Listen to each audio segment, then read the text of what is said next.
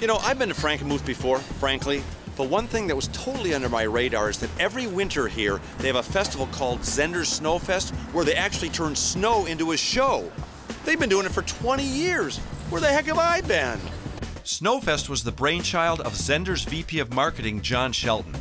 And he's helped take this art form and this entire town to a whole new level. This whole event was under the radar for me. I mean, I know Frankenmuth, I knew all about it, but I had no idea that such a huge international competition festival went on up here. An hour and a half from my house. Whose idea was this? I get credit for starting this, but it's, I can't take complete credit because it's been a team effort. We started out 20 years ago, Tom, with 12 snow blocks and 9 ice carvings, and today we're about 80 snow blocks and about 175 ice carvings. Now, this is an international contest. What's people from where? Well, this year we had a team from the Netherlands, we had a team from Canada, Mexico, and obviously the United States.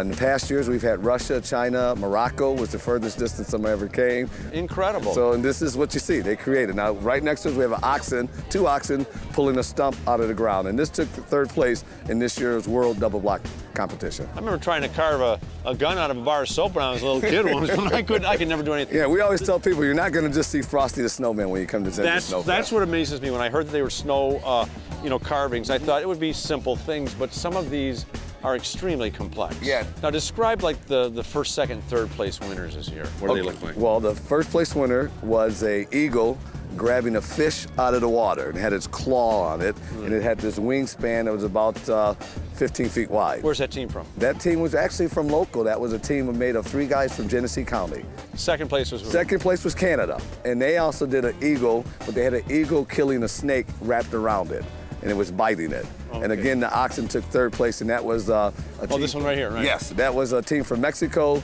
and Tennessee. I gotta tell you, the snow carvings really are incredible. This is truly an art form. They come in with a drawing. Sometimes it's a clay, sometimes it's a sketch, and we're very fortunate. We have some of the best artists in the world.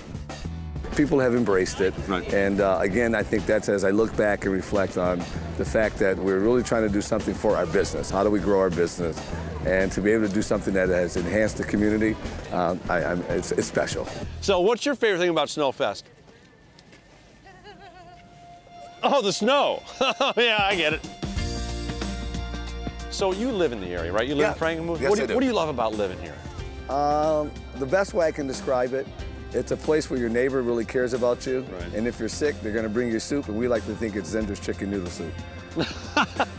Can I get some? Yeah, you can. Okay. In fact, later on tonight, we're going to have some, right? But no, it's really it's a great community where people look out for one another, and it's just, you don't have some of the elements that you have in other communities from a crime standpoint. There's a lot of things as a parent I don't have to worry about as far as safety and things like that. And I just think people look at Frankenmuth as a place to get away from it all, from the stress that they deal with work or within their lives. And we call it the Gemütlichkeit, the hospitality, and it's all about the friendliness. The what? The Gemütlichkeit. And it's about hospitality. What he said. It means friendliness. Oh, okay. And it's just not in the business community. People really, truly feel about that from one another. And you can feel it when you're here. There really is a true sense of community. Under the Radar Michigan is brought to you in part by the Michigan State Housing Development Authority,